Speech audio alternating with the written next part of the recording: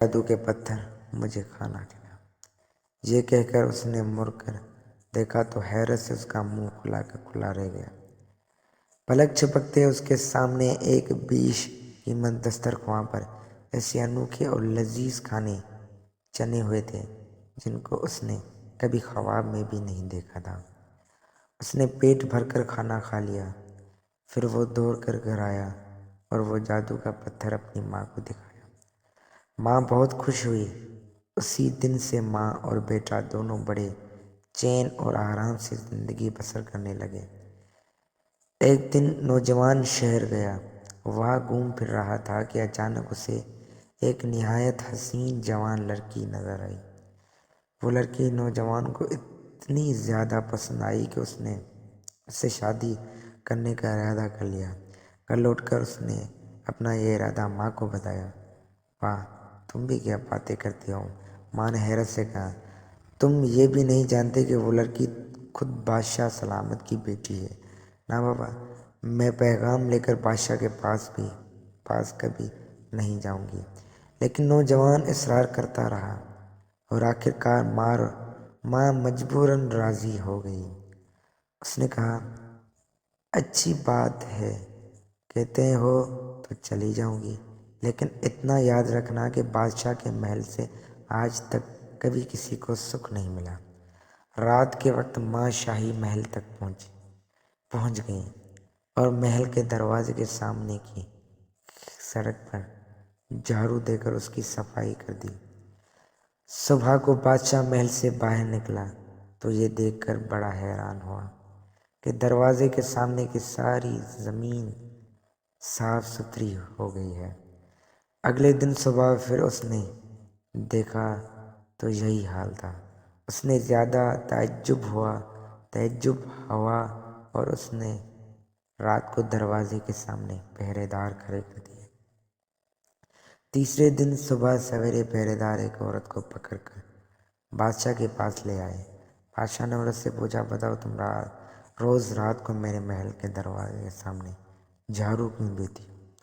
عورت نے کہا، میں غریب بیوہ ہوں، میرا ایک بیٹا ہے، میں آپ کی بیٹی سے اس کی شادی کی خواہش لے کر آئی تھی، لیکن آپ کے پاس یوں چلے آنے کی مجھے جرأت نہیں ہوئی، اور پھر آپ کے پہرے دار بھی تو آنے نہ دیتے۔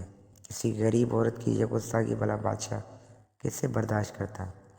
اس نے غصے میں آ کر حکم دیا کہ عورت کو قتل کر دیا جائے، لیکن اس کے دائیں والے وزیر نے کہا، بادشاہ عالم، اس بیچاری عورت کو قتل کروانے کی کیا ضرورت ہے؟ آپ اس کو کوئی ایسا کام بتائیں جس کو پورا کرنا اس کی بس کی بات نہ ہو، بس پھر یہ خود ہی محل آنا بند کر دے گی۔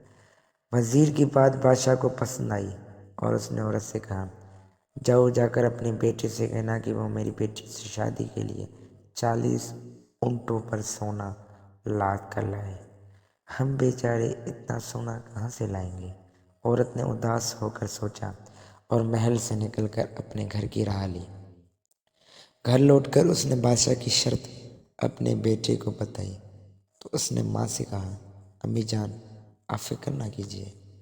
اس نے جادو کے پتھر کو اپنی ہتھیلی پر رکھ کر اس سے کچھ کہا، بس پھر کیا تھا؟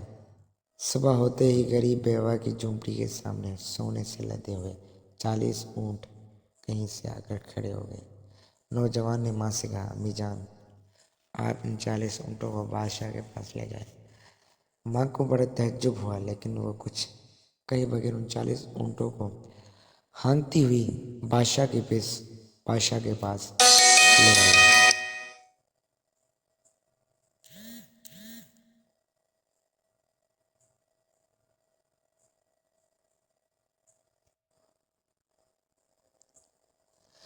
بادشاہ کو بھی بہت تعجب ہوا، لیکن اس نے فوراً ہی ایک اور حکم صادر کر دیا۔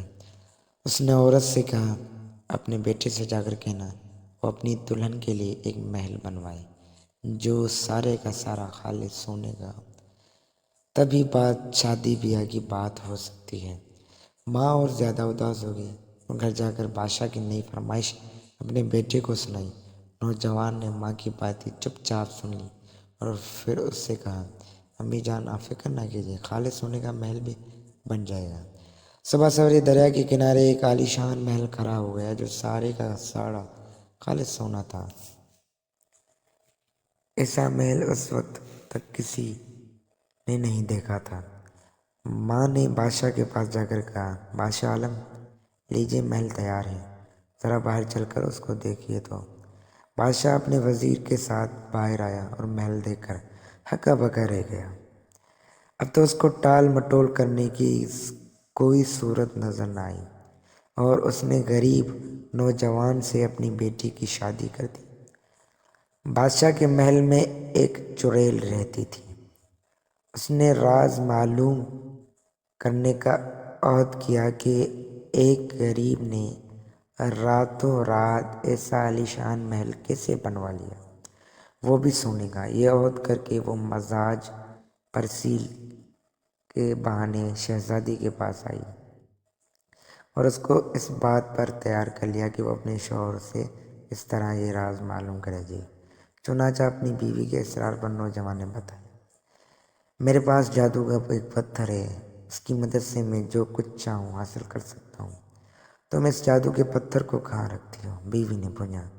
میں اس کو اپنے منہ میں زبان کے نیچے رکھتا ہوں، نوجوان نے جواب دیا۔ اگلے ہی دن شہزادی نے یہ سب باتیں چڑیل کو بتا دیں۔ اسی روز رات کو نوجوان گہری نیند سو گیا تو چڑیل نے آ کر آہستہ سے اس کے منہ سے جادو کا پتھر نکال لیا اور فوراً اس کو حکم دیا، اے جادو کے پتھر، سونے کے محل کو شہزادی کے ساتھ ہی بادشاہ کے باغ منتقل کر دو اور غریب نوجوان پہلے جہاں تھا اسے وہیں پہنچا دو۔ ایک ہی لمحہ بعد سونے کا محل بادشاہ کے باغ میں کھڑا تھا۔ نوجوان نے آنکھیں